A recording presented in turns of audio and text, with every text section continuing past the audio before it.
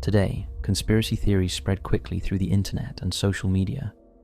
Some are clear hoaxes, but others tell darker stories that make us question what is real. These theories often play on our fears and lack of trust in authorities, suggesting cover-ups and secret agendas. In this video, we look at 5 disturbing conspiracy theories that many hope are not true, but probably are. Now, before we begin, we wanted to mention something. You may have noticed that sometimes our videos just disappear, get age restricted, or simply stop showing up in your feed. This isn't by accident. We've been covering topics that are not always algorithm friendly for many years, and honestly, YouTube does not love it when we dive deep into certain conversations, especially the kind that challenge mainstream narratives. So if you ever feel like you're only seeing half of what we're talking about, it's because in one way you are. That's why we've set up a free membership tier over on Patreon. It's a space where we can post the full, unfiltered versions of our content. We're not asking for money, not unless you want to support, but if you just want access to what YouTube will not show, the free tier is all yours, and the link is in the description. It's important to us that we're able to continue producing content that all of you want to see, but at this rate, it's increasingly clear that YouTube did not want us to. This one is about to get interesting, so strap yourself in, hit those lights, and enjoy.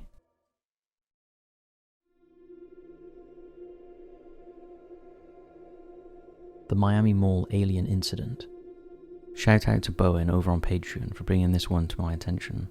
On New Year's Day 2024, Bayside Marketplace in Miami became the epicenter of alien rumors, with videos and social media posts sparking widespread speculation and conspiracies about a cover-up. While the story has never been officially confirmed, the true nature of what happened that day continues to spark interest. On January 1st, 2024, Bayside Marketplace in Miami descended into chaos when a large group of teenagers engaged in a violent altercation. The fight broke out shortly before 8:30 p.m, and the teenagers were reportedly setting off loud fireworks, which led some bystanders to mistake the sounds for gunfire, resulting in fears of an active shooter situation. Police arrived en masse, some heavily armed, and approached the crowd with high-powered rifles under the belief they were responding to a shooting incident. Videos of the extensive police presence, showing dozens of officers, were soon posted on social media. In the hours following the incident, blurry videos capturing the altercation quickly spread across social media platforms, and viewers soon noticed a strange anomaly in some of the footage.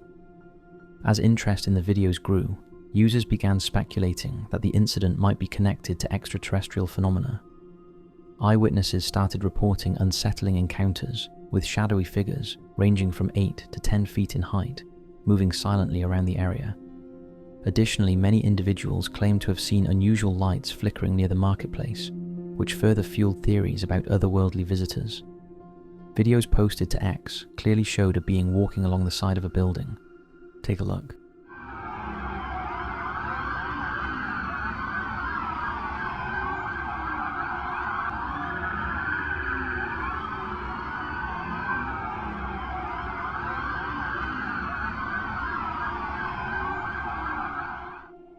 This footage sparked a frenzy on social media, leading to the trending of #MiamiMallAliens. Rumors spread, with many pointing out that the police response seemed disproportionate to the situation. Videos showed hundreds of police officers and dozens of Miami Police Department cars lining the streets. Some even claimed that Miami Airport had been shut down. In the days that followed, social media was filled with conspiracy theories, the most popular of which suggested alien involvement, implying that something more significant had triggered such a substantial police response.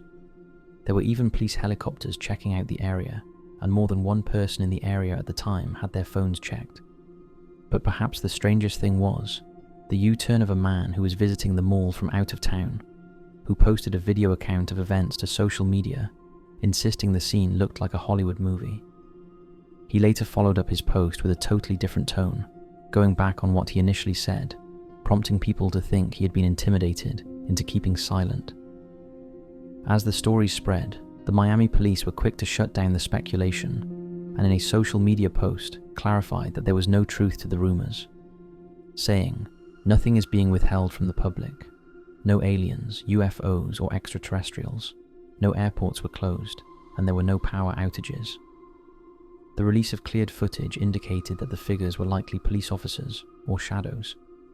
However, witnesses and truth seekers were skeptical of the official narrative and believed there was a cover-up regarding what really happened that day.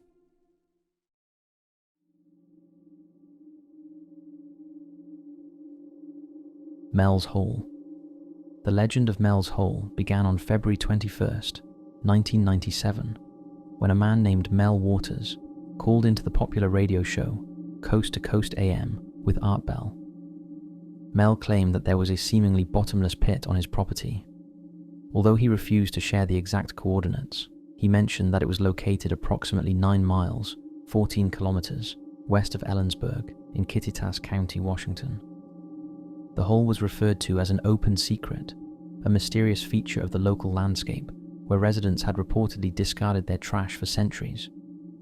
Notably, Mel suggested that the area's earliest settlers called it the Devil's Hole, which hints at a sinister reputation. During his initial phone call to the show, Mel shared that his dogs displayed an unsettling fear of the hole, refusing to go near it. He also attempted to measure its depth using fishing line and a weight, and mentioned that he had deployed an astounding 79,000 feet, approximately 24,000 meters, of fishing line without ever reaching the bottom. Over the years, Mel made several additional appearances on the show, each time presenting increasingly bizarre claims. One of the most extraordinary claims he made was that the hole possessed supernatural powers reminiscent of the eerie phenomena depicted in Stephen King's novel Pet Sematary. He recounted an astonishing incident in which his neighbor tossed a deceased dog into the hole. Later, the neighbor encountered the same dog wandering in the woods, and although the dog did not seem to recognize its owner, it was wearing the collar of the pet that had been thrown into the hole. In addition to these eerie tales, Mel described how the hole appeared to have transformative properties on objects placed near it. He claimed that metals would inexplicably change into different types of metals, and radios brought close to the hole would emit strange voices and play songs from past decades. He vividly recalled an incident in which a bucket of ice lowered into the hole emerged warm yet solid, and according to his claims, it was even flammable. Mel also noted that the hole produced no echoes. Regardless of the size or weight of the object thrown in, there was always an eerie silence. One of his most disturbing claims involved lowering a live sheep into a hole. The poor sheep shrieked and kicked on the way down, but suddenly went silent.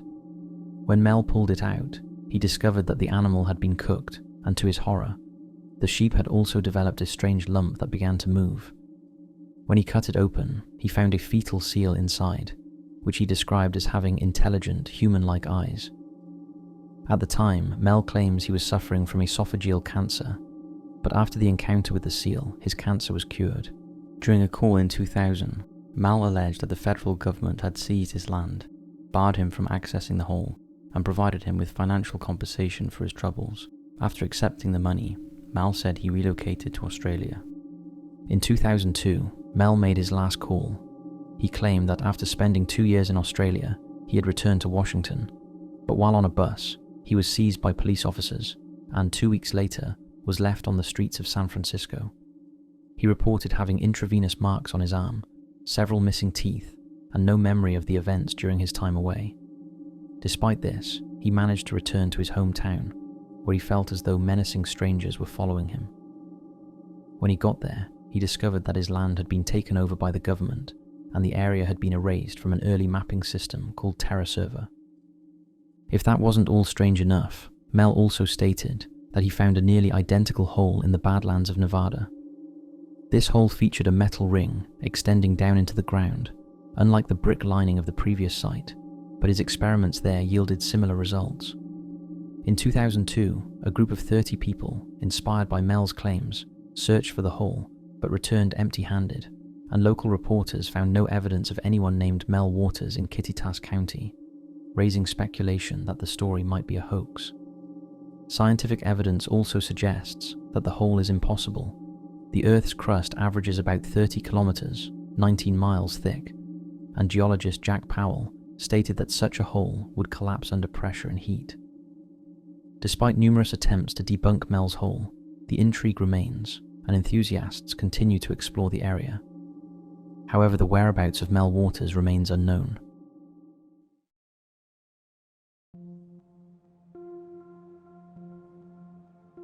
Leon Black paid Epstein $158 million. Jeffrey Epstein, the now deceased American financier and convicted sex offender, often presented himself as a mathematical genius and a financial doctor for the wealthy. Despite dropping out of college, he was indeed skilled in finance. Epstein claimed that his services were exclusively available to billionaires, whom he advised primarily from a private tropical island. He amassed hundreds of millions of dollars by assisting a select group of affluent clients in minimizing their tax obligations. After Epstein's arrest and subsequent death in jail, many of his wealthy clients attempted to distance themselves from him. However, some were too financially entangled to fully disassociate. One such person was Leon Black, the billionaire private equity investor and former CEO of Apollo Global Management. When the allegations against Epstein became headline news, Black tried to play down his relationship with the sex offender, saying his connection to Epstein was a limited relationship. However, it later emerged that their association was much deeper. The two frequently socialized and dined together, and Black was a significant client of Epstein during the last decade of his life, and their friendship dated back to 1997 and continued even after Epstein pleaded guilty and was convicted in 2008 of procuring a child for prostitution and of soliciting a prostitute.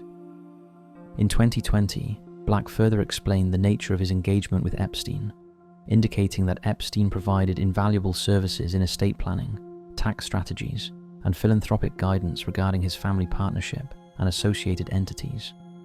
But as scrutiny increased regarding his connections to Epstein, Black asked the Apollo board to conduct an independent review of his interactions with Epstein.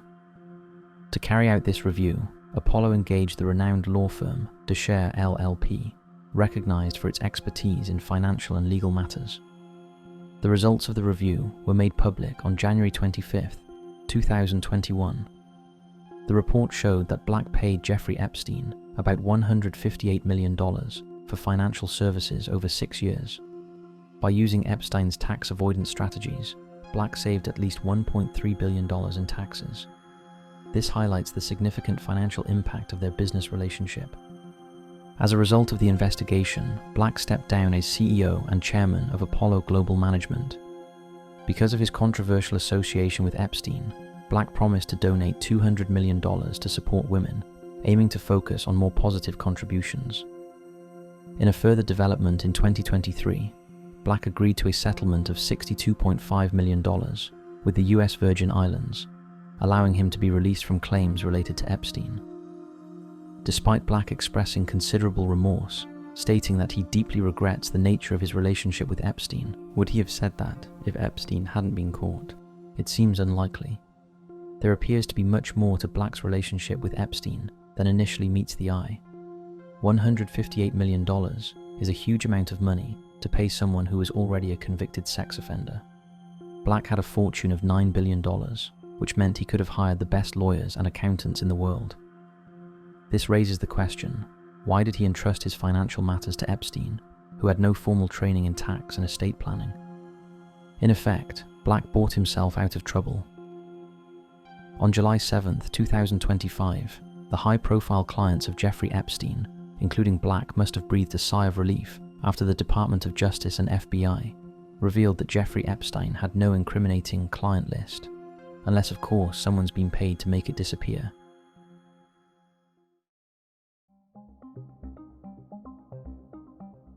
The fake CIA vaccine campaign to find bin Laden. Osama bin Laden, the founder and former leader of Al-Qaeda, went into hiding after the war in Afghanistan began to avoid capture. He had been on the FBI's 10 most wanted fugitives list since 1999. After successfully evading capture during the Battle of Tora Bora in December 2001, his whereabouts became uncertain. In the decade that followed his disappearance, the US government made numerous attempts to locate him.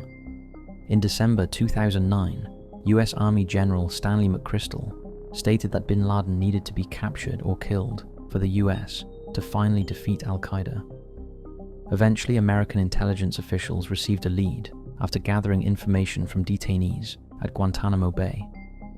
they identified one of bin Laden's couriers, who used the pseudonym Abu Ahmed al-Kuwaiti. This courier was believed to be a protege of Khalid Sheikh Mohammed, the former head of propaganda for Al-Qaeda.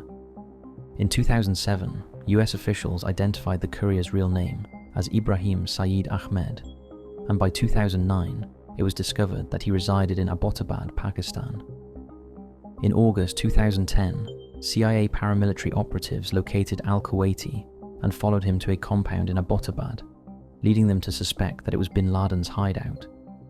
Using satellite images and intelligence reports, the CIA determined the identities of the inhabitants living in the compound. However, to be absolutely sure about the identities of those living in the compound, the CIA devised an elaborate plan. They proposed a fake vaccination program in the area surrounding the compound to gain access to children living there and collect DNA samples to compare with those from bin Laden's family, as they had DNA from his sister, who passed away in Boston in 2010.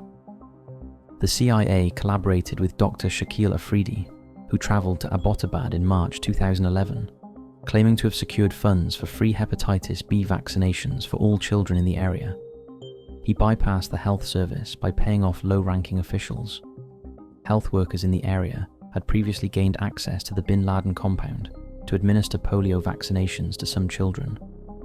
Afridi placed posters advertising the vaccination program around Abbottabad, and he began the program in a poorer part of town to lend it an authentic appearance.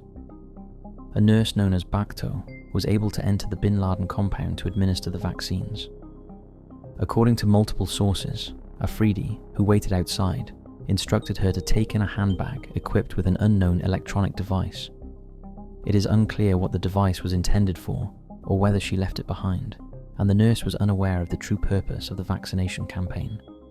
It is uncertain whether any DNA from the children convinced US forces that bin Laden was indeed in the compound, but they appeared sufficiently convinced he was there, because on May 1st, 2011, United States Navy SEALs from the Naval Special Warfare Development Group carried out an assault on the compound under the orders of US President Barack Obama. During the 40-minute raid, Osama bin Laden was killed in the pre-dawn hours of May 2nd. He suffered one gunshot wound above his left eye and another to his chest.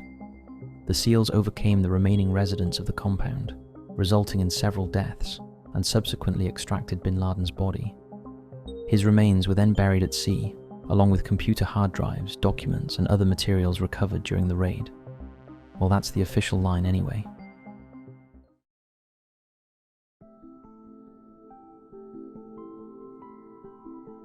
Surely Johnson's baby powder doesn't cause cancer, or does it? In 2023, Johnson & Johnson agreed to pay $8.9 billion to settle tens of thousands of lawsuits that allege the talc in its iconic baby powder and other products caused cancer. This settlement led to a surge of additional claims from individuals who assert that their cancer diagnoses were linked to the use of talc. Talcum powder is made from talc, a mineral primarily composed of magnesium, silicon, and oxygen.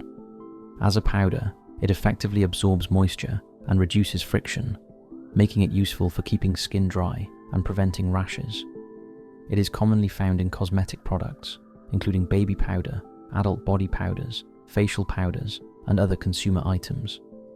Talc is extracted from the earth, and in its natural state, some talc may contain asbestos, a substance known to cause cancer. In 1976, although there was no official statement, the Cosmetic, Toiletry, and Fragrance Association quietly established voluntary guidelines to ensure consumer safety. These guidelines required that all talc used in cosmetic products manufactured and sold in the United States must be free of detectable levels of asbestos, in strict adherence to their established safety standards.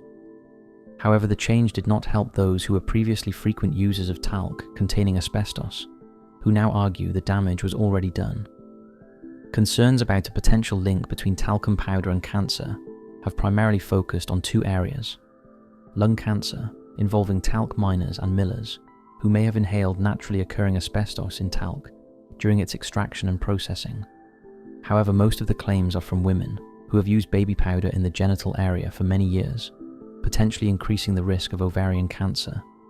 Research indicates that powder particles deposited in the genital area might migrate through the vaginal canal, uterus, and fallopian tubes, potentially reaching the ovaries. Although it is worth pointing out that despite a considerable amount of research into the link, the findings are mixed.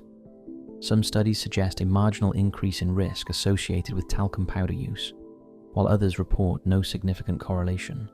But is there no smoke without fire? Why would Johnson & Johnson pay out such huge sums if there was no proof of a link? It seems this is the tip of the iceberg, and in time, more claims will be settled, raising the question, if a product aimed at babies is not safe to use, what is? The advice is that until more information becomes available, individuals concerned about the potential links between talcum powder and cancer may choose to avoid or limit their use of consumer products containing it. Surely this advice comes too late for some. So that's it for this video. Thanks for watching, and if you want to hear more conspiracies, ones we cannot share publicly on YouTube, check out our Patreon.